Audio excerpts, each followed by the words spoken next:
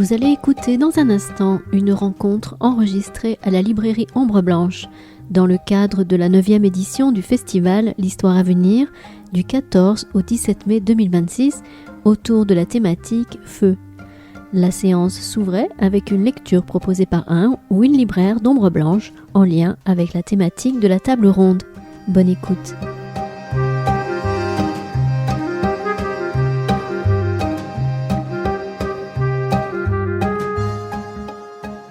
Bonjour à toutes et à tous, merci d'être venus aussi nombreux et nombreuses au Festival L'Histoire à venir, ici à Ombre Blanche. Un remerciement aussi pour Christelle Tarot, évidemment, qui nous a fait l'honneur de venir au festival. Je vais dire un mot d'abord sur l'animation de la rencontre, sur Isabelle Lacoula-Barthes, qui est historienne contemporaniste à Sciences Po Toulouse et également membre du comité scientifique du festival. Je la laisserai donc présenter Christelle Tarot plus longuement. Et je voudrais dire un mot aussi sur Émilie qui est libraire à la librairie, qui est responsable magasin, c'est ça Émilie ? Tout à fait. Merci. Et on a eu l'idée de proposer avant chacune des rencontres à la librairie un court extrait choisi par les libraires, un court extrait de livres choisi par chacun des libraires qui viendront se présenter. Donc voilà, Émilie, tu vas nous lire quoi ? Je vais vous lire un extrait d'Édith Thomas, Les pétroleuses. Voilà. Merci beaucoup et bonne rencontre.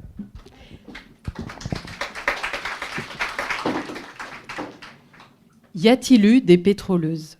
Les femmes contribuèrent-elles aux incendies de Paris ? Y a-t-il eu des pétroleuses ? J'avoue qu'arrivé au point culminant de mon sujet, je n'en sais rien et que tout ce que je puis faire, c'est d'apporter les pièces de mon dossier et de les discuter objectivement. Les adversaires de la Commune accusèrent des femmes d'avoir participé à l'incendie de Paris. Tout était prêt. Les bonbonnes de pétrole étaient apportées et des hommes et des femmes appostés pour épandre l'huile et faire du 2e arrondissement un brasier. L'arrivée de Versailles a été tellement subite qu'elle a déconcerté ce beau plan. Ces détails, affirme un journaliste, il les tient d'un capitaine des Vengeurs. Une petite fille de 8 ans, arrêtée au moment où, disait-on, elle allait jeter du pétrole dans une cave, aurait dit qu'il y avait dans Paris 8000 pétroleuses embrigadées par Ferré. Elles formaient dans chaque quartier des escouades commandées par des sergents et caporaux féminins chargés de mettre le feu au fur et à mesure que les troupes de Versailles pénétraient dans Paris. La presse versaillaise donne bien d'autres détails. Des affichettes portant la mention BPB, bon pour brûler, et une tête de bacchante auraient été collées sur les immeubles que l'on devait incendier. On parlait d'œufs de pétrole munis de capsules à la nitroglycérine, de ballons porteurs de matière incendiaire.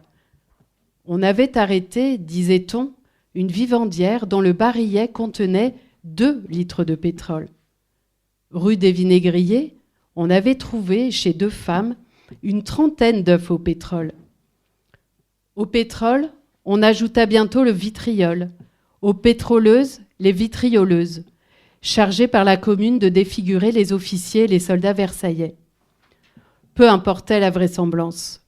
Le Figaro affirmait que l'on avait arrêté à Montmartre une femme et une petite fille qui, pendant 1 heure, avaient jeté du pétrole dans les caves.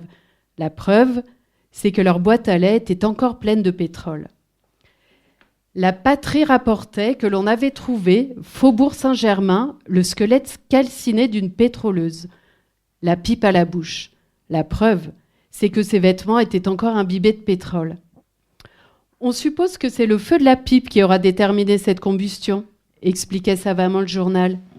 Mais ce qu'il n'expliquait pas, c'est comment des vêtements imbibés de pétrole avaient subsisté sur un squelette calciné. Dans cette hystérie collective, on voyait partout des pétroleuses. Il suffisait, dans les quartiers occupés par les Versaillais, que des femmes fussent pauvres, mal vêtues, qu'elles portassent un cabas, une bouteille, une boîte à lait. Au coin de la rue de Rivoli et de la rue Castiglione, la foule s'ameutait autour d'une femme que venaient d'arrêter 2 artilleurs. On l'accusait d'avoir jeté une bouteille de pétrole sur le ministère des Finances, qui brûlait depuis plusieurs jours. Conclusion, 2 gendarmes l'abattirent.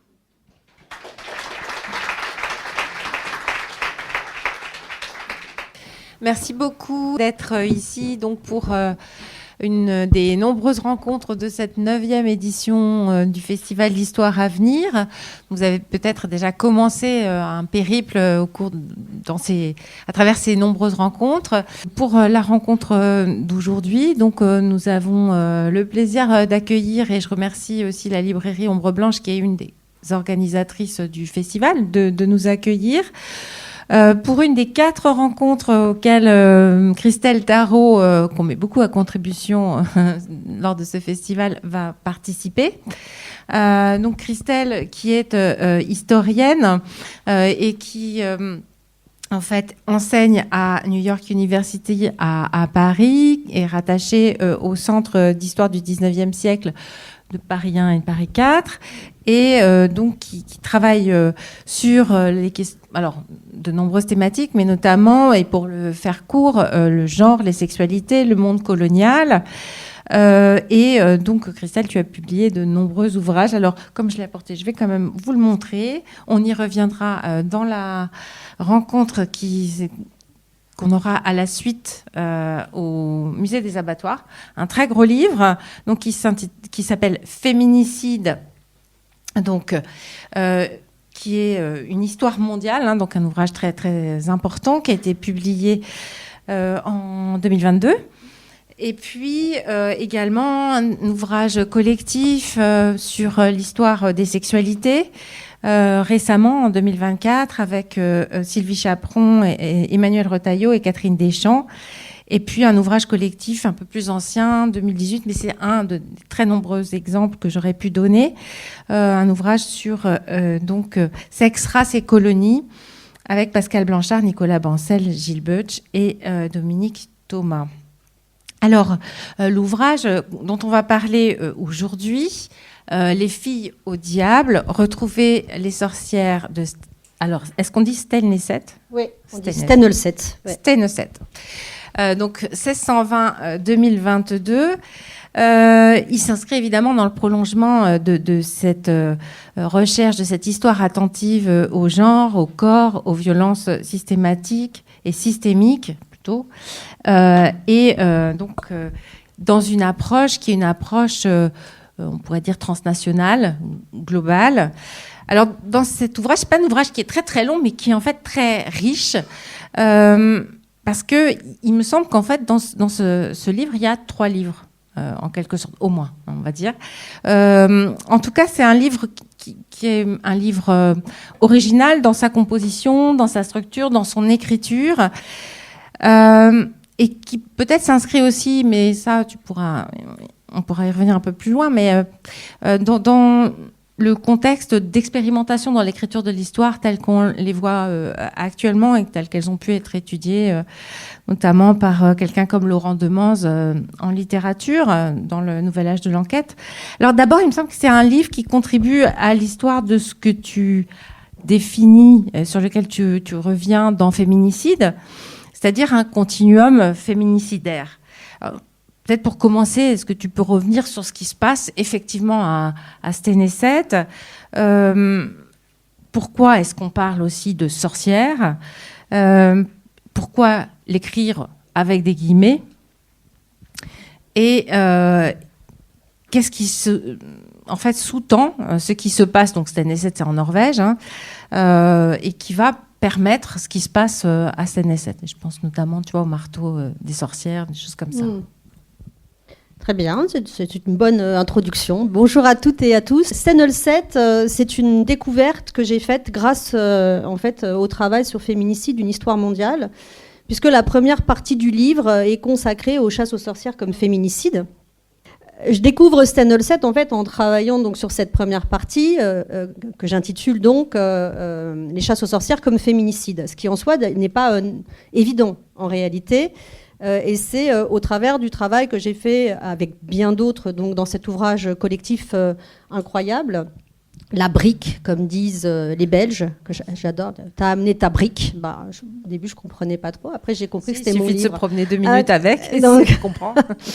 Et donc, mais je pourrais peut-être parler de ça en fait ensuite, ou peut-être pas, parce que peut-être que ça sera l'objet de la prochaine discussion. Oui. Mais bref, en tout cas, je décide, quand je fais cette première partie, de demander à une chercheuse que je découvre en travaillant évidemment les sources secondaires, qui s'appelle Liv Ellen Wilminsen, qui est une très très grande, ce qui n'est pas mon cas, historienne des chasses aux sorcières, et qui travaille en fait sur une diagonale peu connue, en tout cas peu connue de moi à l'époque, qui est celle qui va de l'Écosse à l'Europe du Nord, où j'ignorais totalement qu'il y avait eu des chasses aux sorcières terribles en fait, parce que à la Sorbonne, quand on m'avait vaguement parlé de l'histoire des chasses aux sorcières, on m'avait essentiellement parlé de l'histoire de ces chasses en Europe occidentale.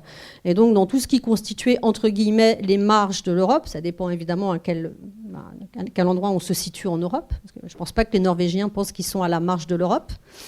Mais dans ce qui constitue pour nous, en tout cas, ces marges de l'Europe, je ne savais pas qu'il y avait eu des chasses. Et donc je le découvre grâce au travail de Liv Ellen, à qui je commande donc un article pour la première partie de Féminicide, une histoire mondiale. Et lorsque je reçois l'article, je découvre toute une série de choses absolument passionnantes, mais surtout que sur une île de l'Arctique, on a érigé en 2011 un mémorial qui s'intitule donc, qui est nommé donc le mémorial de Stenølset. Stenølset, c'est le lieu en fait où on a exécuté 77 femmes entre le début du XVIIe siècle et la fin du XVIIe siècle. C'est le lieu où on les arrête, on les interroge, on les torture et on les exécute. Donc c'est un lieu évidemment qui est très important pour cette histoire, sauf que ça se trouve en Laponie, sur une île en plein milieu de l'Arctique. Et que donc on se demande, mais enfin, c'est quand même pas hyper simple d'y aller, et donc d'aller s'y recueillir. Enfin, c'est quand même une petite aventure, quoi. Et évidemment, et je découvre en plus que pour la première fois dans l'histoire de l'Europe, grâce à ce mémorial, un État, en l'occurrence l'État norvégien, reconnaît deux choses.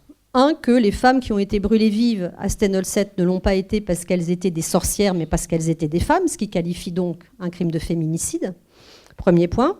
Et deuxième point, la Norvège reconnaît qu'il s'agit d'un crime d'État. Donc l'État norvégien a participé activement à cette entreprise de persécution et d'extermination, puisque c'est bien ça dont il s'agit. Et donc s'en excuse officiellement, donc en érigeant ce lieu, qui est donc un mémorial et pas un musée, et donc qui est avec l'ambiance très spécifique qu'on peut retrouver dans un mémorial. Et on le fait de manière très sérieuse, puisque ce mémorial est inauguré par la reine de Norvège, qui a très à cœur en fait de marquer par sa présence le fait que la chose est sérieuse et qu'il est temps en fait de relire cette histoire autrement, c'est-à-dire de raconter l'histoire de la persécution systémique qui a été faite aux femmes en Europe de la fin du XVIe siècle au début du XVIIIe siècle. Donc vous imaginez bien que dès que je lis cet article, éberlué, littéralement éberlué, je me frotte les yeux, je me dis non mais comment est-ce possible en fait qu'un lieu comme ça existe en Europe et que moi qui suis féministe depuis l'âge de 14 ans, je ne sois pas au courant. Ça n'est pas possible. Et donc, évidemment, la première chose que je veux faire, c'est de m'y rendre urgentissimement, évidemment. Donc, je monte un plan. Et je me dis, puisque je suis en train de terminer ce féminicide d'une histoire mondiale, on va faire le lancement du livre là-bas. Ce qui paraît, sur le papier, une bonne idée.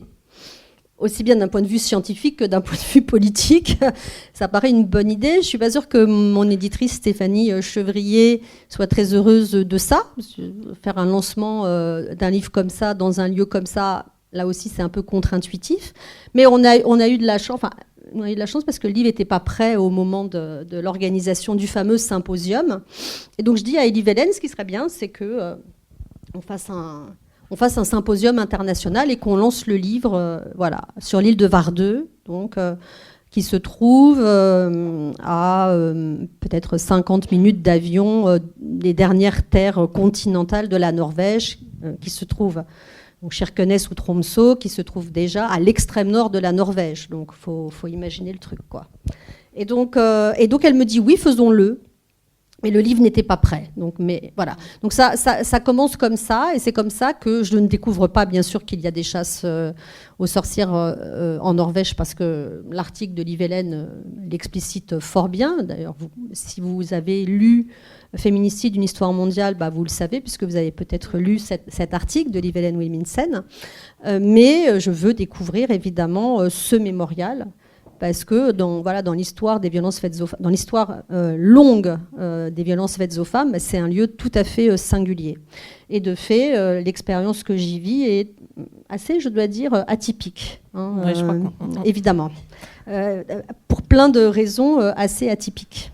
Oui, on va y revenir. Je voulais juste insister aussi sur le fait, tu dis c'est une démarche d'État, de reconnaître ce qui s'est passé à Sénécet, etc.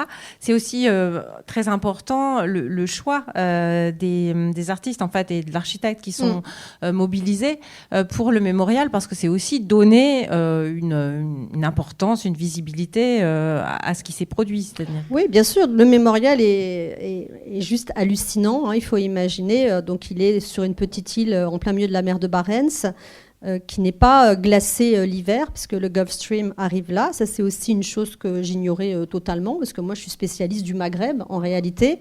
Donc, je me retrouve plongée dans les glaces norvégiennes, vraiment par hasard. Mais rien n'est jamais un hasard en réalité. Enfin, je suis quand même très loin de mon terrain et très loin de mon siècle, puisque moi, je suis 19e et je suis très attachée au 19e siècle, en particulier au premier 19e siècle, donc de la Révolution française jusqu'au Second Empire.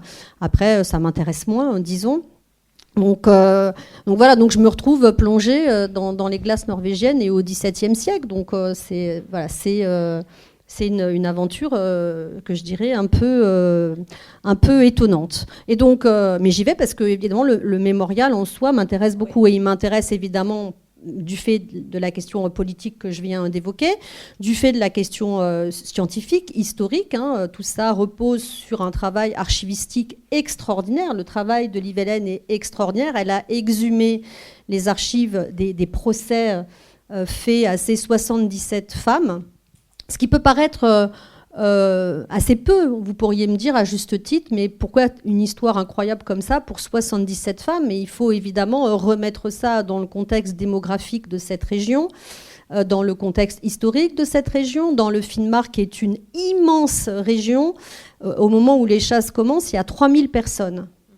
Donc 77 femmes sur 3000 personnes, déjà, on voit un peu mieux le ratio. Et lorsqu'on compare, en fait, statistiquement, les chasses là à d'autres parties de l'Europe, c'est un des plus hauts taux d'exécution que l'Europe ait connu. Donc, c'est pas du tout anecdotique en réalité. On peut considérer que c'est même un épicentre des chasses aux sorcières en Europe, ce qui, encore une fois, est contre-intuitif, parce qu'on se dit pourquoi est-ce que c'est si important? On aura l'occasion peut-être d'y revenir. Donc tout ça, c'est déjà assez incroyable. Et puis s'ajoute à ça la dimension esthétique. Et en fait, la convergence de ces forces se fait autour de l'émotion.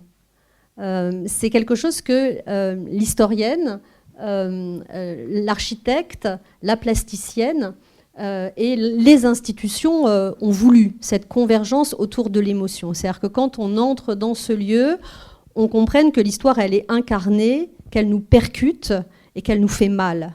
Et qu'avec cette douleur que nous ressentons très profondément, douleur qui peut aussi être associée à une rage terrible, j'ai été saisie d'une rage terrible en fait, qu'est-ce qu'on fait de la douleur et de la rage, même lorsqu'on est en fait là en tant que professionnel, disons. Mais derrière les professionnels, il y a aussi des êtres humains qui sont impactés par des histoires. Et donc le travail qui a été mené conjointement, c'est vraiment de travailler autour de cette émotion qui nous saisit c'est d'une puissance inouïe en fait dans ce mémorial. Je crois que d'ailleurs ce n'est pas spécifique à celui-là. Dans bien d'autres mémoriaux, on peut ressentir cela. Voilà, celui-ci est quand même très particulier, comme je l'ai dit. Et donc, quand on décide, quand la Norvège l'État norvégien décide d'ériger ce mémorial, il confie l'architecture, donc la construction du bâtiment, en l'occurrence des bâtiments, parce qu'il y en a deux, un architecte très connu, suisse, qui s'appelle Peter Zentor, et il demande à la plasticienne, l'artiste franco-états-unienne Louise Bourgeois de produire une installation qui est le cœur vibrant, en fait. Really, it's the spirit of the place. C'est vraiment l'esprit du lieu, littéralement.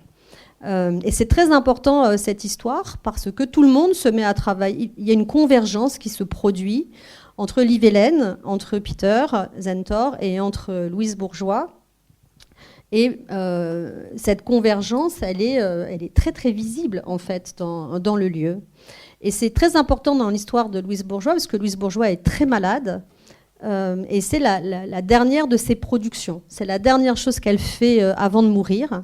Ce qui est très intéressant, parce qu'elle a travaillé évidemment cette question des violences faites aux femmes toute sa vie, mais d'un point de vue symbolique, c'est très intéressant qu'elle termine en faisant une installation donc, pour ce mémorial des sorcières, des dites sorcières, entre guillemets, et elle la voit pas en place. C'est-à-dire qu'elle se rend bien sûr là, mais lorsque l'installation est mise dans le bâtiment qui doit l'accueillir, elle ne peut pas se déplacer, donc elle n'assiste pas non plus à l'ouverture du mémorial, mais elle fait quelque chose de très important, c'est qu'elle décide de léguer l'œuvre au lieu, pour que personne ne puisse jamais déplacer en fait cette installation. Ce qui est très important, parce qu'à la première génération, un ayant droit peut comprendre, mais à la deuxième génération, c'est peut-être la rentabilité capitalistique qui va conduire à se dire que peut-être cette œuvre, elle serait mieux dans un musée à Tokyo ou je ne sais pas où. Voilà. Donc elle a sécurisé la chose, parce que quand on y est, on comprend en fait que l'œuvre de l'artiste est complètement imbriquée dans le lieu. Si et de surcroît, la flamme du mémorial est dans l'œuvre. Donc si vous déplacez l'œuvre, il n'y a plus de mémorial. Donc qu'est-ce que c'est cette installation ? C'est une chaise au milieu duquel brûle une flamme éternelle. Évidemment, on ne peut pas toucher à cette flamme. Le faire, ce serait une profanation. Alors qu'elle n'est elle n'est pas tellement surveillée, parce qu'en même temps, personne n'y vient dans ce mémorial. Pour y aller, c'est quand même un peu compliqué. Donc, enfin bref, en tout cas, il y a cette chaise avec cette flamme, et donc on comprend assez vite de quoi il est question. Hein. C'est la sorcière face à ses juges, face à sa condamnation et face à son exécution par le feu. Hein. Mais là où les choses se compliquent, c'est que Louise Bourgeois a mis autour de la chaise des grands miroirs, qui sont extrêmement impressionnants. Or, il faut savoir que ce mémorial est en deux bâtiments. Le bâtiment où l'œuvre de Louise Bourgeois est installée est un carré avec des parois en verre intempérique, parce que c'est l'Arctique, quoi. Mais les parois ne sont pas solidaires. Ce qui fait que dès qu'il y a du vent, de la neige, etc., ça pénètre évidemment. Ça percute l'installation, si je puis dire, et ça fait bouger la flamme. Et ça reflète, évidemment, des choses dans les miroirs. Et c'est là que les choses se compliquent très singulièrement, parce que c'est un lieu, le lieu est incarné, il est habité, littéralement, parce que en fait, vous êtes sur un cimetière. Hein. En fait, on marche sur des tombes qui n'existent pas, puisque c'est un lieu d'exécution où les femmes ont été brûlées vives à la potence, et donc où leurs cendres ont été dispersées, et donc elles sont là. Elles sont profondément dans le lieu. On le sent immédiatement. Et donc, dans le bâtiment de Louise Bourgeois, ça bouge, et dans les miroirs s'incarnent des images. Et donc, à ce moment-là, il se passe des choses. Et tous les gens qui y sont allés, en particulier les femmes, alors je ne sais pas si les hommes ont des expériences de ce type, parce qu'il y en a pas, on n'a pas trouvé de témoignages de cela. Ça ne veut pas dire qu'il n'y en a pas. Ça veut dire pour l'instant, il n'y a pas de traces. Mais les femmes dont j'ai pu retrouver les témoignages disent qu'il leur arrive des choses très étonnantes dans cet endroit.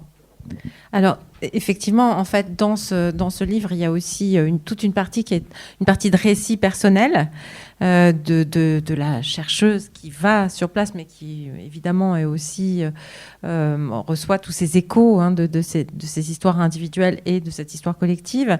Et c'est un texte qui est aussi intéressant parce que il y a une dimension d'expérience existentielle, très clairement, ce qui est quand même rarement donné à voir dans les livres d'histoire. Il y a une expérience corporelle aussi, parce que tu décris ce que tu ressens quand tu arrives dans la neige, dans le mémorial, etc. C'est un texte aussi où il y a beaucoup de place pour les émotions, les impressions, les sensations.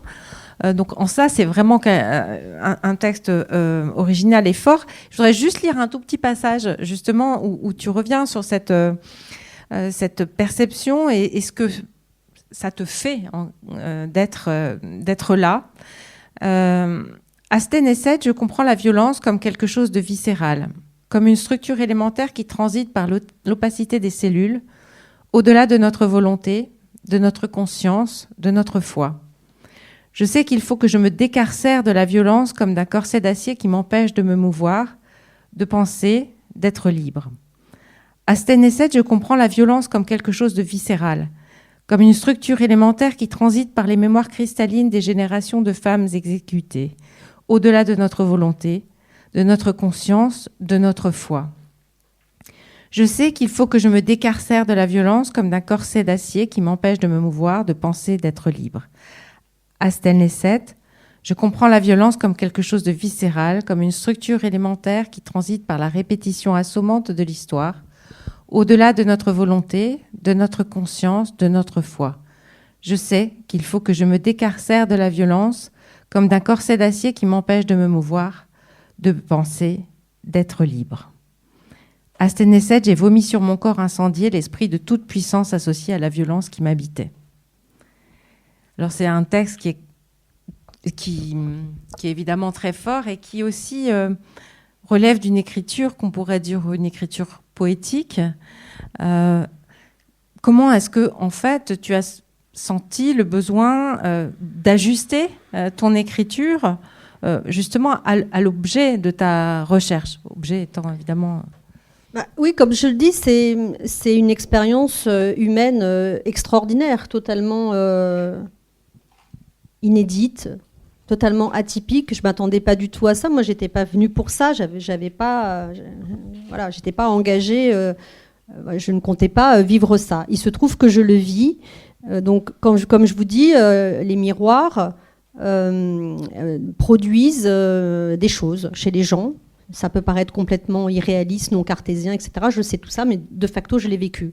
Je ne peux pas le prouver, bien sûr, mais je sais que je l'ai vécu. Qu'est-ce que je fais avec ça ? Qu'est-ce que j'ai vécu ? J'ai vécu, en fait, la mort d'une des sorcières, en l'occurrence Anne-Laurie Stader, dont je vais vous parler ensuite. Et pourquoi elle, je n'en sais rien. Il y en a 77. C'est celle-là qui s'incarne en moi, je m'incarne en elle, je ne sais pas. Mais je vis, en fait, sa mort par combustion. Et en fait, je sais ce que c'est. Non pas personnellement, sinon je ne vous parlerai pas, bien évidemment, mais par comparaison anthropologique, parce que la médecine légale, aujourd'hui, nous donne des idées très claires, en fait, sur ce qu'est la mort par le feu. Notamment, je pense au rapport de médecine légale de la mort de Shahnaz Daoud, qui s'est passé pas si loin d'ici, et dont on sait, en fait, que la combustion... En fait, la femme est là tout le temps, en fait. Dans son corps immolé, elle est là jusqu'à la fin, jusqu'à ce qu'elle meure. Et donc, c'est cette expérience-là que je fais au travers de la mort d'Anne-Laurie Stader. Et donc, cette expérience-là, je ne peux pas la raconter en historienne, ça n'a aucun sens. Évidemment. Et c'est la première chose que j'écris, en fait. Je ne l'écris pas, bien sûr, quand je suis à Var-de-Même, parce que j'ai un symposium international, mais je suis quand même assez secouée, je dois vous dire, pour toutes sortes de choses, pas seulement par ça, mais pour toutes sortes de choses. Et quand je rentre à Paris, je suis tellement secouée que je commence un peu à en parler à 2-3 personnes, en leur disant voilà ce qui m'est arrivé et assez vite je comprends qu'il faut que j'écrive. Donc c'est la première chose que j'écris et je l'écris pas du tout en historienne parce que c'est pas en historienne que je l'ai vécu. Donc ça n'aurait pas de sens. Et par ailleurs, je précise, pour être tout à fait honnête avec vous et avec moi, que moi je ne suis pas historienne des chasses aux sorcières de surcroît. Je suis venue à ça par un autre sujet qui est celui des féminicides et je ne me prétends pas du tout historienne des chasses aux sorcières, évidemment. Donc j'écris cela. Et puis, il y a cette première expérience qui est une expérience d'horreur absolue. Et ensuite, j'entre dans le deuxième bâtiment, alors que je suis déjà très secouée, et que, de surcroît, arrive une tempête arctique. Ce qui peut paraître pas grand-chose comme ça, comme je dis, mais moi, j'ai jamais vécu de tempête arctique. Peut-être pas vous non plus. Je vous le souhaite pas, parce que c'est assez difficile à vivre quand on n'a pas l'habitude, disons. Et ça a du sens pour ce que je vais dire ensuite, parce que le second bâtiment, c'est un bâtiment que Peter Zentor a voulu en lien connecté en fait aux lieux et aux populations qui ont toujours été là. Puisque dans cette partie de la Norvège, il y a un autre problème qui est cette fois-ci colonial, qui est le fait que cette partie du monde est habitée par une population autochtone, un peuple autochtone, le peuple Sami, et que ce peuple a été victime, bien sûr, comme presque tous les peuples autochtones, les nations premières comme les peuples racines, de persécutions extrêmement violentes, ce qui ajoute évidemment un point là-dessus. Et donc quand Peter Zentor il veut créer le second bâtiment, qui est le bâtiment qui accueille l'histoire en fait de ces dites sorcières, il se nourrit de plusieurs choses, notamment de la culture locale. Donc il pousse à Stenølset, rien ne pousse, rien. Donc c'est pas du tout, il y a quasiment pas d'agriculture, donc ils font un peu d'élevage et puis surtout, comme je l'ai dit, les eaux ne sont pas gelées. Donc ce sont des sociétés, c'est une société insulaire de pêcheurs. Donc, et comme dans toutes les sociétés insulaires de pêcheurs, quand on a pêché le poisson et qu'on l'a ramené, on veut le conserver. Donc là, pour le conserver, on le sèche.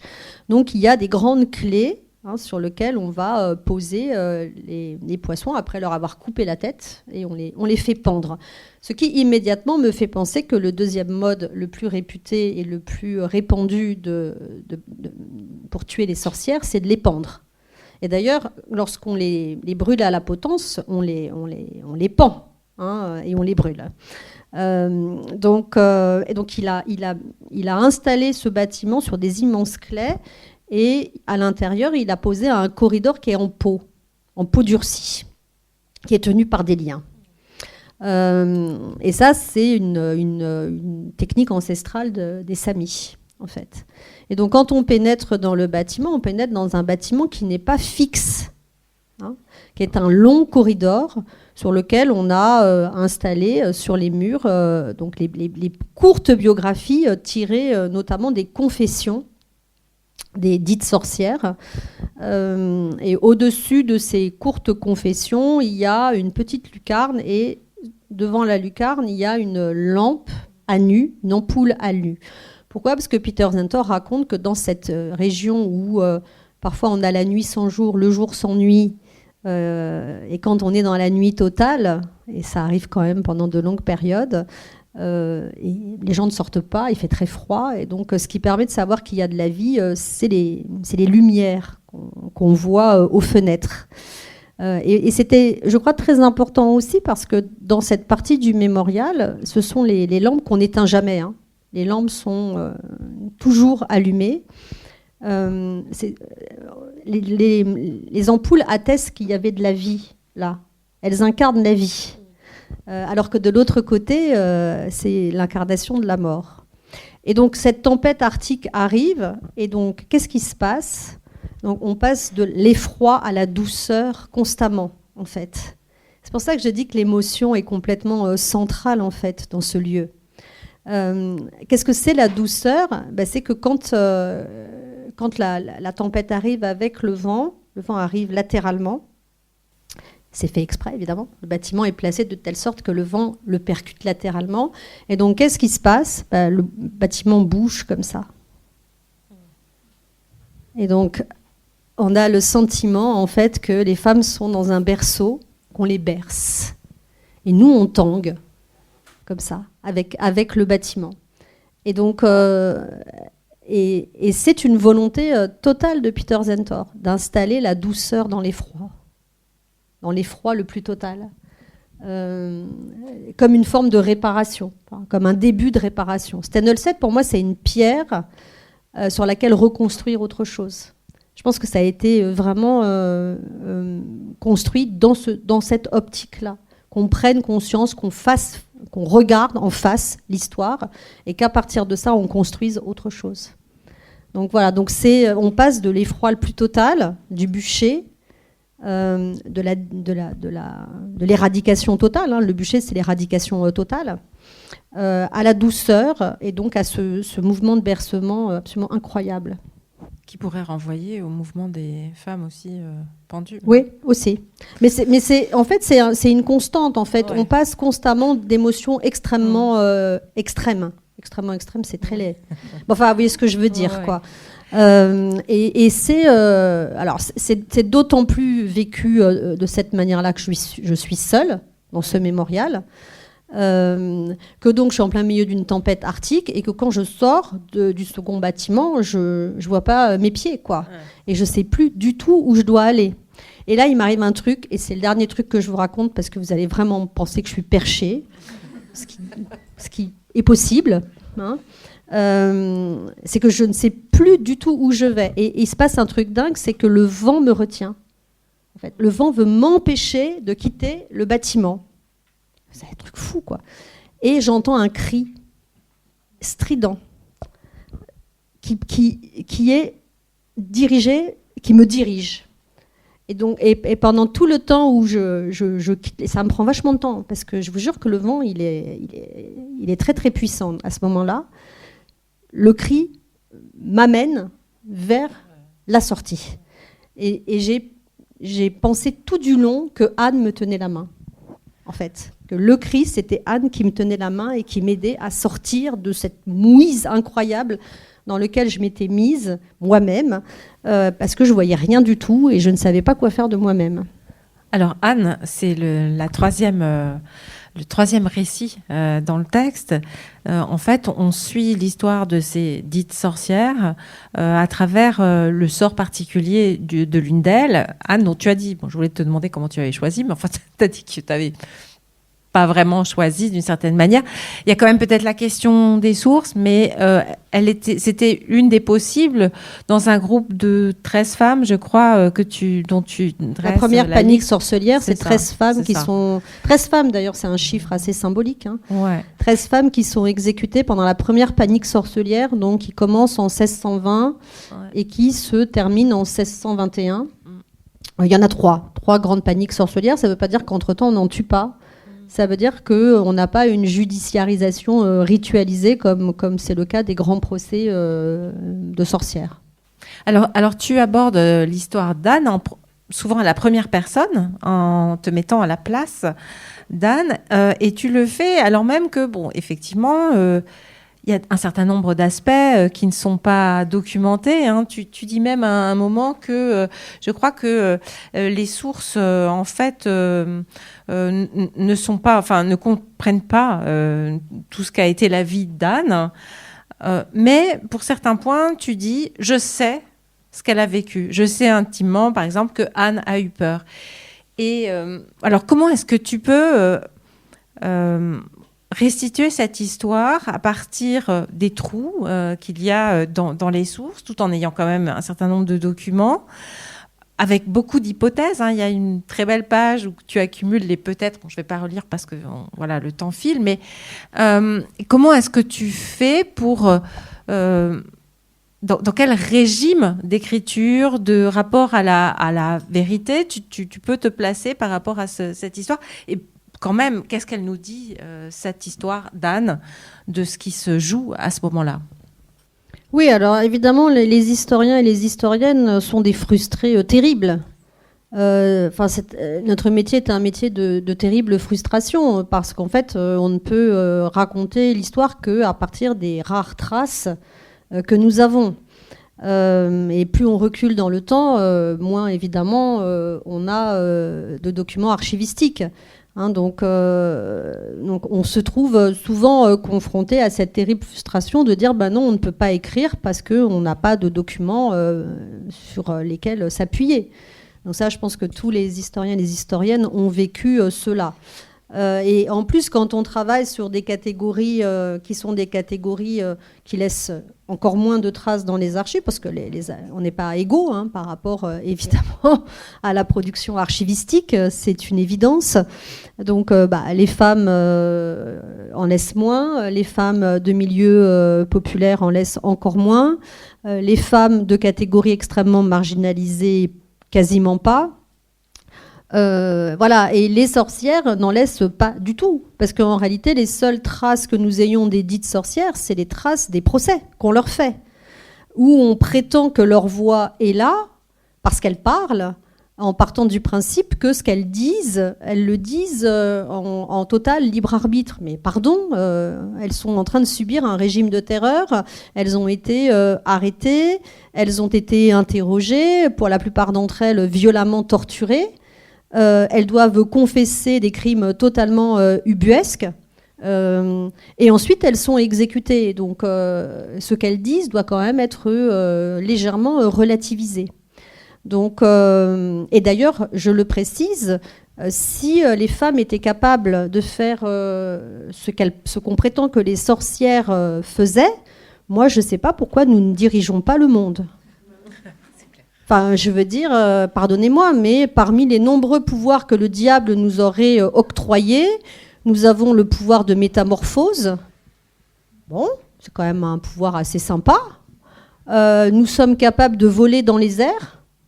Pourquoi avons-nous inventé l'aviation ? Je me le demande. Alors même que ça crée une crise climatique extrêmement importante, alors que nous pouvions simplement, par miracle, voler dans les cieux pour rejoindre le sabbat.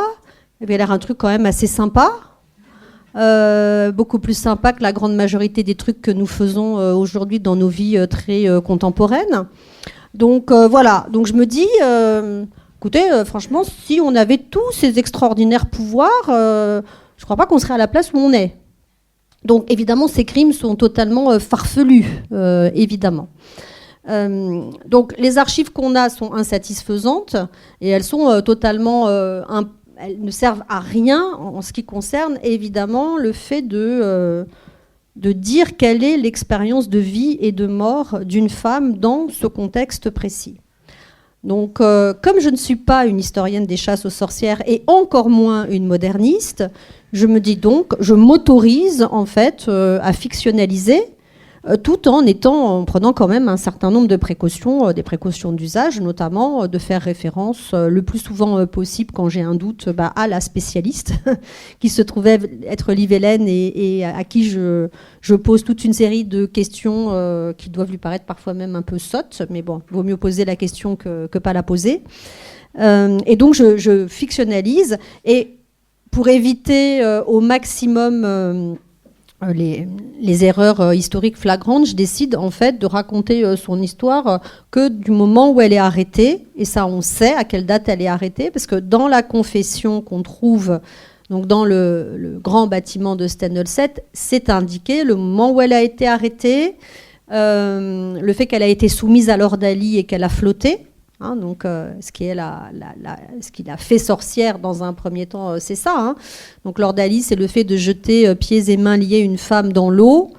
Si elle coule, elle est innocente, mais morte. Si elle coule pas, elle est potentiellement sorcière, donc elle n'est pas morte immédiatement, mais le fait même que la source indique a été soumise à l'ordalie et a flotté, vous glace d'effroi, parce que tout le monde sait que lorsque quelqu'un flotte, lorsqu'un poisson flotte, c'est qu'il est mort. Donc c'est un mauvais présage, disons. Et donc ensuite, évidemment, elle est arrêtée. On la déplace de l'endroit où elle vit. Donc elle vit, elle, sur le continent, dans un petit village de pêcheurs qui s'appelle Vatseux. Et donc elle est déplacée sur l'île de Vardeux, où se trouve la forteresse dans laquelle elle va être emprisonnée, interrogée, probablement torturée, bien que les sources ne le disent pas, et donc exécutée, et on a sa date d'exécution. Et entre-temps, on a la confession, donc elle raconte en fait ce qui l'a conduit au bûcher, où tout est absolument fantaisiste, sauf une chose qui ne l'est pas, elle dit qu'elle a soigné une vache avec du sel, ce qui là est évidemment un élément tout à fait réaliste, parce que nous sommes probablement confrontés à ce qu'on appelait, dans cette société-là et à cette époque-là, juste simplement une guérisseuse, et que, comme beaucoup de guérisseuses, elle utilisait les herbes et les simples, et elle utilisait toute une série de choses comme le sel pour soigner. Donc ça, c'est très crédible. Sa confession se termine là-dessus. Donc... et ensuite, on sait quand même un peu quelle était la vie de ces pêcheurs très isolés à cette époque-là. Donc j'essaie de fictionnaliser la fin de sa vie avec plusieurs choses que je sais problématiques. Par exemple, je sais que je la fais marcher, je prends la décision... non pas d'historienne mais d'autrice de l'affaire Marché, alors que je sais notamment par le Malleus Maleficarum que les sorcières ne doivent pas, à partir du moment où elles sont définies en tant que telles, rester en contact avec le sol. En général, on les soustrait en fait au contact avec la terre, parce que c'est à partir du contact avec la terre que le pacte satanique continue à être présent. Et donc le Malleus Maleficarum, autrement appelé le marteau des sorcières, donc publié pour la première fois à Strasbourg en 1486, dit de manière très claire qu'il faut les extraire du sol, donc on doit les mettre soit sur des charrettes, soit dans des cages pour les transporter, parce qu'on ne doit pas les laisser conserver une once de ce pouvoir satanique qui les amène au bûcher. Et moi, je veux qu'elles marchent. C'est un petit guide en fait qui s'est diffusé largement. C'est comment bien chasser les sorcières. En fait. C'est pas un petit guide, c'est le plus grand, c'est le plus grand livre de démonologie. C'est ça. Qui est cette pseudo-science qui conduit aux chasses aux sorcières, qui est un best-seller incroyable. Je pense qu'on serait tous et toutes très heureuses de pouvoir vendre autant de livres qu'on a vendus de Malleus Maleficarum. Et c'est tellement un best-seller qu'on en fait même des éditions de poche, parce que tout ça a été organisé. C'est-à-dire que 2 ans avant la publication du Malleus Maleficarum, le pape a fait passer une bulle qui autorise l'extermination de l'hérésie sorcelière, sous d'ailleurs l'impulsion des inquisiteurs qui vont écrire le Malleus Maleficarum. Et donc dans cette bulle, le pape dit que la Sainte Église apostolique et romaine s'engage donc dans ce combat contre l'hérésie sorcelière, et qu'il engage de surcroît toutes les monarchies chrétiennes, tous les pouvoirs séculiers, à se mettre eux aussi au service de cette grande œuvre. Donc ce qui atteste le crime d'État à double niveau, parce que l'Église catholique, qui n'est pas seulement une religion, qui est aussi un État, s'engage dans ce process, et il invite, et c'est ce que font, les relais séculiers sont très importants, et il ne pourrait pas y avoir des chasses aux sorcières qui ensanglantent l'ensemble de l'Europe si les monarchies séculières, les monarchies chrétiennes ne s'étaient pas mises au service de cette grande œuvre dans l'ensemble de l'Europe. Et je précise que j'ai découvert à la faveur de ce travail aussi que toutes les familles chrétiennes sont concernées. Parce qu'il y a des chasses dans les zones catholiques, mais il y a aussi des chasses dans les zones orthodoxes. J'ai ainsi découvert, à la faveur de ce travail, qu'il y avait eu des chasses aux sorcières, mais d'une violence inouïe en Russie, par exemple. J'ignorais totalement cela. Et bien sûr, on aurait pu penser que les protestants, eux-mêmes, qui avaient vécu des persécutions extrêmement importantes dans l'ensemble de l'Europe, se seraient abstenus de brûler des sorcières. Eh bien non. Ils ont eux aussi participé au spectacle, parce que les chasses aux sorcières, c'est un spectacle. Évidemment, les bûchers sont un spectacle. On spectacularise l'horreur de manière très importante. Donc ça, évidemment, c'est un point fondamental. Donc le Malleus Maleficarum, donc mal nommé le marteau des sorcières, je ne sais pas qui a traduit Malleus Maleficarum comme ça, mais c'est évidemment une traduction totalement ridicule. Les sorcières n'ont pas de marteau. S'il y a un marteau, c'est pour les écraser. Donc il ne faudrait pas dire le marteau des sorcières, mais le marteau pour écraser les sorcières. Ce qui, même comme ça, n'a pas tellement de sens. Donc moi, je préfère utiliser le terme d'origine en latin, donc Malleus Maleficarum. Et c'est un livre terrible. Enfin, c'est un des livres les plus terribles qu'on puisse lire encore aujourd'hui, parce que c'est un livre qui dit que les femmes sont l'incarnation du mal sur Terre, que toutes les femmes portent le mal en elles, qu'elles doivent donc être toutes contrôlées avec rigueur, soumises avec rigueur, et que s'il le faut, on peut exterminer un certain nombre d'entre elles pour que toutes comprennent quelle est leur véritable place. La troisième partie du Malleus Maleficarum, un tiers du livre, qui est très lourd, dans tous les sens du terme, est consacré, est un manuel expliquant comment arrêter, comment interroger, comment torturer et comment exécuter des femmes. Donc, c'est pourquoi quand Françoise d'Aubonne écrit Le sexocide des sorcières et qu'elle le compare à Mein Kampf, je trouve que cette comparaison n'est pas totalement délirante au regard de ce que ça produit concrètement, en fait. Ça produit du continuum féminicidaire aussi, que tu évoques dans l'ouvrage, notamment en insérant des témoignages de femmes qui ont été persécutées, notamment dans le génocide rwandais, dans le génocide des Yézidis. Est-ce que tu peux revenir? Pourquoi est-ce que tu as choisi ces cas-là? Comment est-ce que ça... Oui, en fait, l'autre grande surprise de Féminicide, une histoire mondiale, de la première partie, c'est que j'ai découvert qu'on tuait encore des sorcières et qu'on en tuait partout. C'est-à-dire au moment où nous sommes en train de parler, là, à l'instant T où nous parlons, une femme est exécutée dans le monde quelque part parce qu'elle est supposée être une sorcière. Qu'est-ce que ça veut dire? Ça veut dire que les chasses d'hier, elles se sont déplacées. Elles ne touchent plus l'Europe, pour l'instant en tout cas, mais elles se sont déplacées sur d'autres continents. Donc sur le continent africain, sur le continent américain, océanien et asiatique, on tue des sorcières. Et par ailleurs, les processus féminicidaires violents sont souvent producteurs de violences équivalentes. C'est pourquoi il m'a semblé assez intéressant dans ce livre de faire des ouvertures sur des violences féminicidaires paroxystiques, parce que pour moi, les chasses aux sorcières, c'est une violence féminicidaire paroxystique.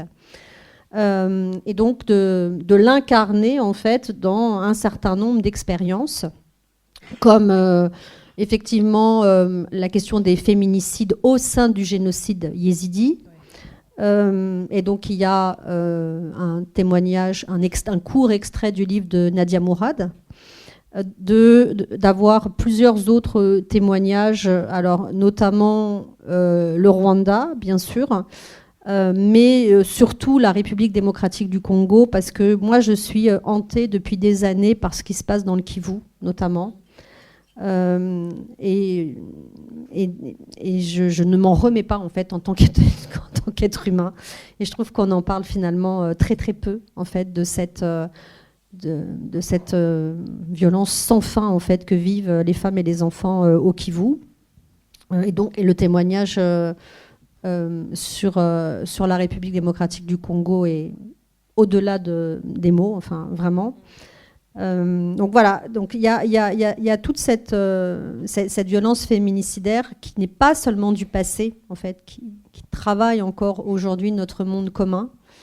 Et donc de savoir que par exemple, au moment où on parle, une femme en Inde, au Ghana, en Papouasie-Nouvelle-Guinée, enfin bref, dans plein d'endroits du monde, on va tuer une femme parce que elle est supposée donc être une sorcière.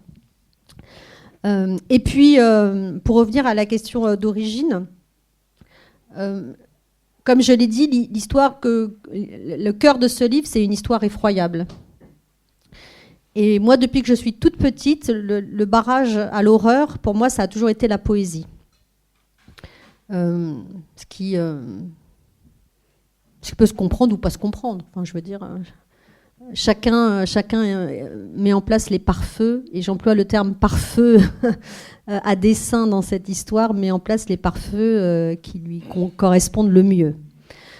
Et lorsque j'ai commencé à réfléchir à comment j'allais écrire l'histoire de Anne, il m'est venu immédiatement une comparaison très ancienne de mon adolescence, lorsque pour la première fois j'ai lu Une saison en enfer d'Arthur Rimbaud. C'est un texte qui m'a vraiment fracturé en deux, littéralement. Je me suis demandé comment est-ce qu'on pouvait écrire à 18 ans un tel texte, en fait, alors qu'on commence sa vie. Comment est-ce qu'on peut, non seulement écrire ça à 18 ans, mais ensuite arrêter d'écrire totalement et vivre une vie qui est à l'antithèse presque totale de ce qu'était le projet littéraire et politique à l'origine, puisque Une saison en enfer, Arthur Rimbaud l'a écrit 2 ans après la Commune de Paris, qui l'a beaucoup marqué. Ça nous ramène aux pétroleuses de tout à l'heure. Ça nous ramène aussi au fait que la poésie est donc centrale dans ce livre, parce que j'ai choisi d'écrire la vie de Anne en prose, la fin de la vie de Anne en prose, ce qui est quand même pour une historienne petit challenge, quoi.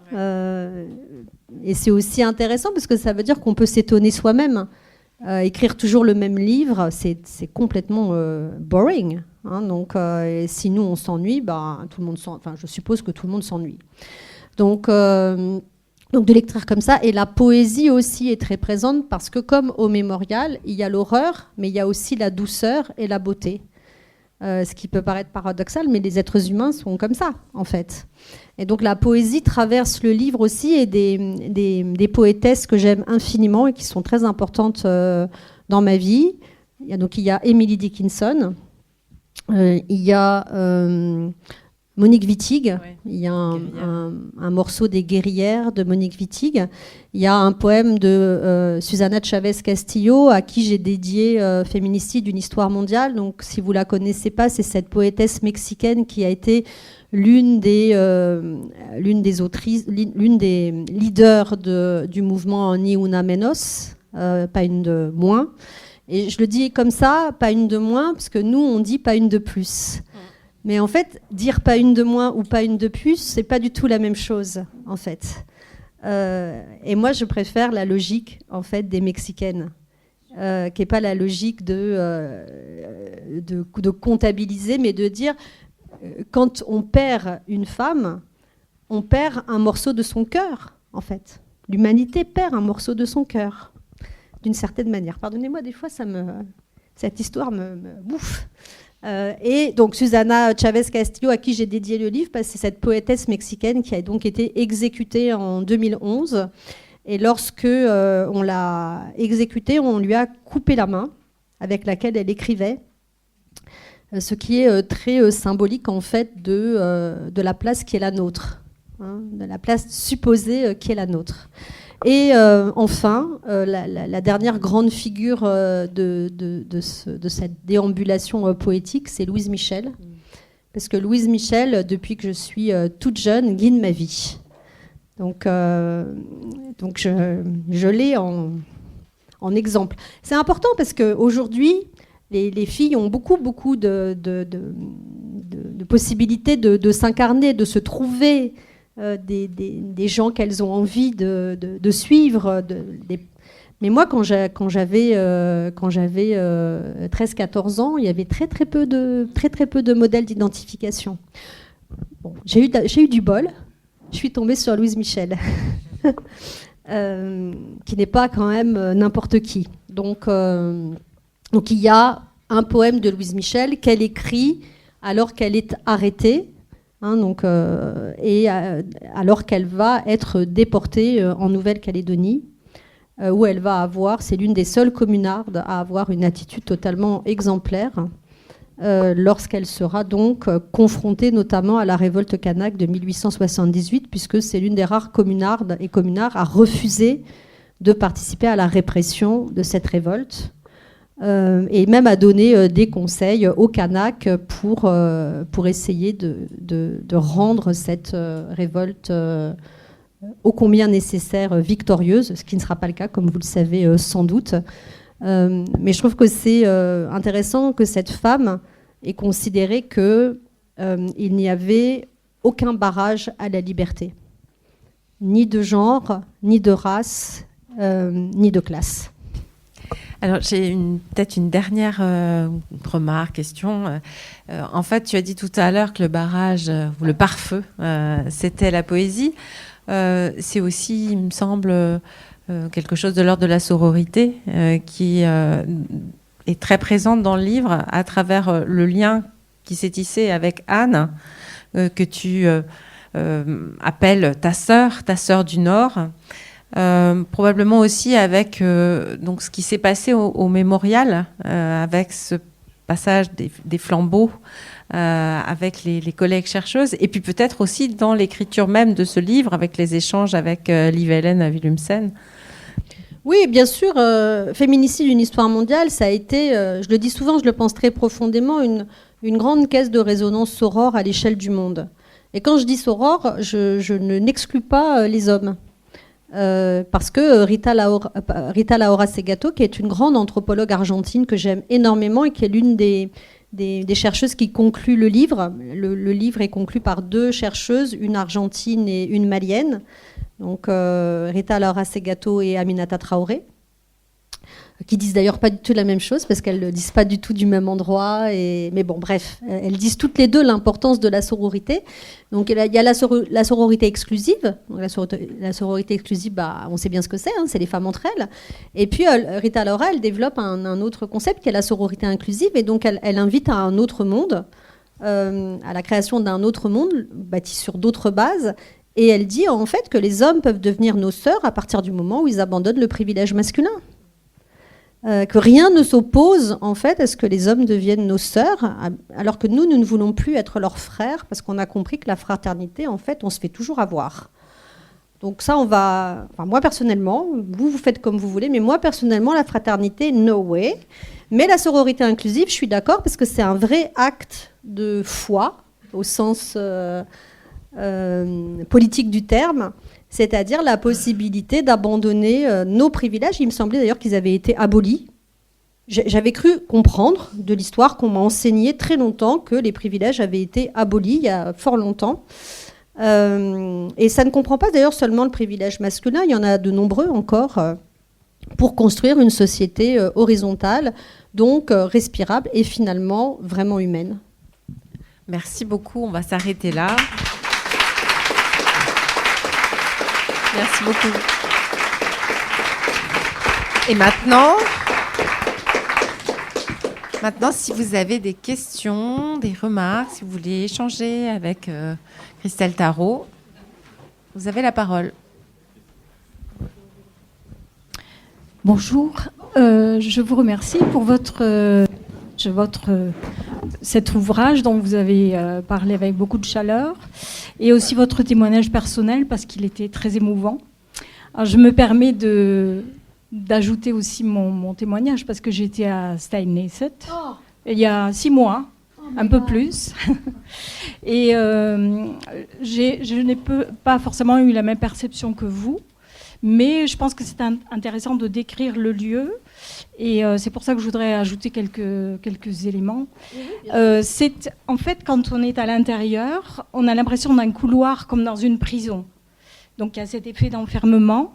Mais par contre, moi j'ai perçu les lampes suspendues devant les lucarnes à la fois comme une communication vers l'extérieur et aussi, c'est une réminiscence chrétienne. Dans les églises, il y a toujours une lumière allumée à côté du tabernacle. Et donc, quelque part, c'est aussi, dans ce sens, le témoignage de leur présence qui est toujours là. Et c'est un lieu effectivement très émouvant. Moi, j'ai la chance de parler le norvégien. Et j'ai lu, alors si je me permets de jeter un pavé dans la mare, ce ne sont pas uniquement des femmes. Il y a aussi des hommes qui ont été jugés, suppliciés, avec les mêmes chefs d'accusation. Certes, il y en a quand même beaucoup moins, mais c'est ce qui est très intéressant dans ce mémorial, justement, c'est que les hommes et les femmes sont ensemble. Ils ont souffert de la même chose, même si, effectivement, la proie de prédilection des inquisiteurs était les femmes. Mais les hommes pouvaient aussi être accusés de pratiques magiques, de sorcellerie, et c'est quelque chose qui, pour moi, était nouveau, parce qu'effectivement, je pensais que les chasses aux sorcières étaient dirigées uniquement vers les femmes, mais j'ai découvert, grâce aux Norvégiens, que ça existait aussi pour les hommes. Oui, bien sûr. Alors, chaque expérience est tout à fait singulière au mémorial. Donc moi, je les prends toutes, les interprétations, parce que de facto, elles sont toutes bonnes à partir du moment où c'est celles qu'on vit. Enfin, sur la question des hommes, j'en parle, en fait. Je commence par ça, en disant qu'il y a 91 personnes qui ont été exécutées, dont 77 femmes. Et j'explique pourquoi je ne parle pas des hommes. Et je l'explique de manière informée, en fait. Non pas parce que je me désintéresse du fait qu'il y ait eu des hommes qui ont été exécutés pour sorcellerie, mais parce que dans les archives, et notamment dans ce qui constitue le cœur des chasses, qui est la démonologie, on différencie de manière très importante le fait qu'on tue des femmes non pas pour ce qu'elles font, mais pour ce qu'elles sont, et qu'on tue des hommes non pas pour ce qu'ils sont, mais pour ce qu'ils font. Oui. Et donc, on a une différence de nature dans le crime qui est tout à fait essentielle. Ce qui ne veut pas dire que pour un être humain, d'être brûlé, ça soit différent du fait que vous êtes brûlé pour ce que vous faites ou pour ce que vous êtes. Mais quand on qualifie le crime, il y a une différence importante. Et lorsqu'on lit le Malleus Maleficarum, on comprend très bien, immédiatement, parce que c'est dit sans filtre. Ça n'est pas l'objet d'un problème pour eux. Le problème pour eux, c'est les femmes. Oui, comment éradiquer les femmes et comment domestiquer les femmes, sachant que l'éradication d'une partie des femmes a valeur de domestication des autres. Mais ça ne sous-entend pas, évidemment, qu'il n'y a pas eu d'hommes suppliciés. Il y en a eu un certain nombre. En gros, presque partout, on a un ratio entre 82 et 85% de femmes, le reste étant des hommes, sachant que dans des endroits, à certains moments et dans certains lieux, ça peut être même un peu plus compliqué. Parce que parfois, on arrive même à des chiffres qui sont quasiment équivalents pour les hommes et pour les femmes. Mais le problème, c'est pas la statistique. D'ailleurs, on pourrait discuter de la question statistique. Le problème, c'est la nature du crime et l'intentionnalité du crime. Et donc, de fait, malgré qu'il y ait des hommes suppliciés, ça reste un crime essentiellement sexo-spécifique. Donc moi, c'est ça qui m'intéressait. Mais bien sûr, je commence vraiment le livre en précisant cela. Donc, je les exclus pas. Hein, oui, mais c'est juste que... non, mais j'aurais peut-être dû le préciser d'emblée, effectivement. Et de surcroît, quand j'ai été dans le mémorial, j'ai passé un moment très important devant chaque personne suppliciée. C'est-à-dire que je n'ai pas laissé les hommes de côté. J'ai regardé et lu.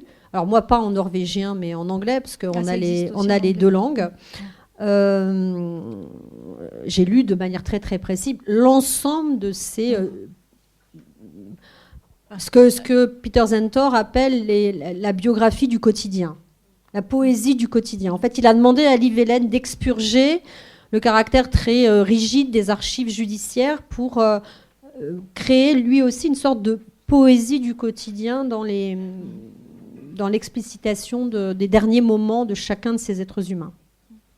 Bonjour aussi et merci pour votre témoignage et ce récit. Moi j'avais une question, est-ce que le féminisme, une histoire mondiale, il a été traduit ou est-ce qu'il va être traduit aussi dans d'autres langues puisqu'on parle aussi de diffuser ce savoir? Non, il ne va pas être traduit parce que quand on a... en fait, le féminicide d'une histoire mondiale, c'est 60% en langue étrangère, essentiellement de l'anglais, mais aussi un peu d'espagnol, ce qui explique le retard pris. En fait, le retard qui a été pris dans la sortie du livre a été pris essentiellement parce que moi, j'avais mésestimé l'importance chronophage de la traduction.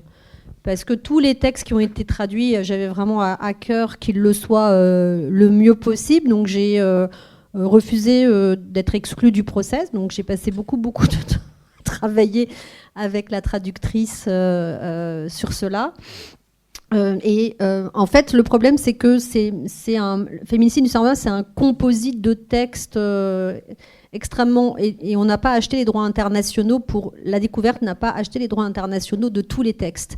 Donc, il y a eu beaucoup d'éditeurs étrangers qui voulaient traduire, mais en fait, quand ils se sont rendus compte qu'il fallait qu'ils fassent le même job que nous, ils ont canné, en fait. Donc je crains que malheureusement, il ne soit pas traduit. Ce qui est dommage parce que honnêtement, personne n'avait fait cela. Et tous les gens dans le monde qui parlent français et qui ont eu accès au livre m'ont dit que ça serait formidable qu'il y ait des traductions dans plein de langues. Mais voilà. Donc c'est un de mes grands regrets, je dois dire. Mais bon. Moi, j'ai une petite question. À la fin du livre, tu fais la liste donc, de ces 13 femmes qui ont été exécutées. Donc, c'est dans cette vague de 1620-1621. Et en fait, il y a des noms qui se retrouvent. Et je me demandais si ces femmes avaient des liens familiaux entre elles, parce qu'il y a quand même cette idée aussi, et dans le désir d'extermination, puisque je crois que le terme est dans le Malleus, que en fait, le statut de sorcière se transmet entre femmes. Oui, en fait, le Malleus explique, d'ailleurs je cite un extrait du Malleus qui dit en fait, elles sont sorcières de mère en fille. Et donc, pour éradiquer la racine, il faut éradiquer l'ensemble en fait de la généalogie féminine. Donc oui, il tue des femmes, il tue des adolescentes, il tue aussi parfois des petites filles, évidemment. Donc, et bien sûr, il faut imaginer qu'on est dans des communautés qui sont des communautés très petites. Donc, ça veut dire bien sûr des intermariages de sang assez proches. Des gens qui se marient, ils n'ont pas tellement le choix. Il y a peu de monde en fait qui vit dans ces petits villages du nord de la Norvège. Donc c'est pour ça que les noms sont souvent très proches. Ce sont des gens qui sont apparentés, mais dans des familles un peu élargies, quoi, disons, comme c'était encore le cas à cette époque dans ces endroits-là.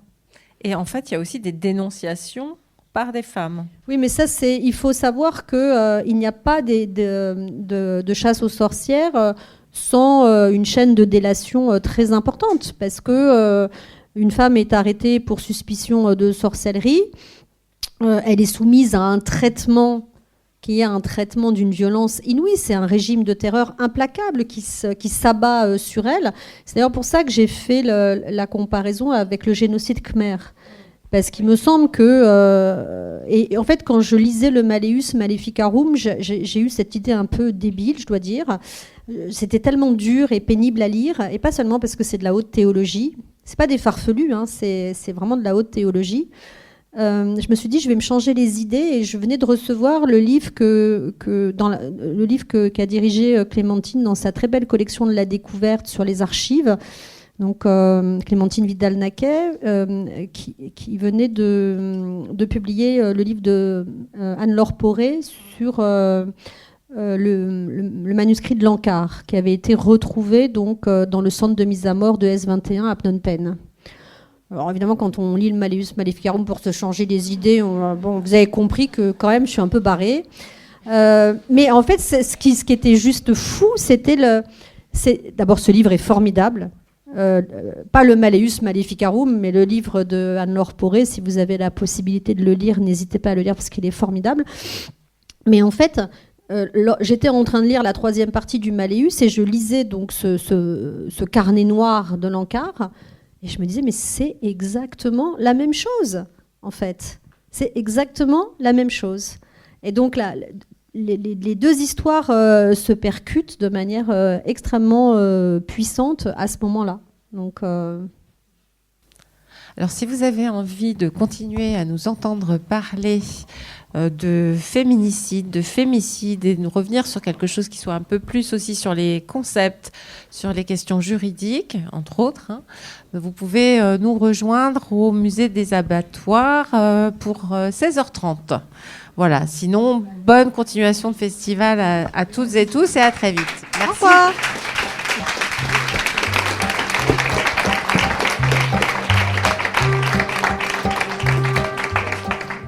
Vous venez d'écouter à l'instant une rencontre à la librairie Ombre Blanche lors de l'édition 2026 du festival L'Histoire à venir, organisé par l'Université Toulouse Jean Jaurès, le Théâtre Garonne, la librairie Ombre Blanche et les éditions Anacarsis. Vous pouvez retrouver cet enregistrement sur le site de l'Histoire à venir et sur notre plateforme Mixcloud Radio Toulouse.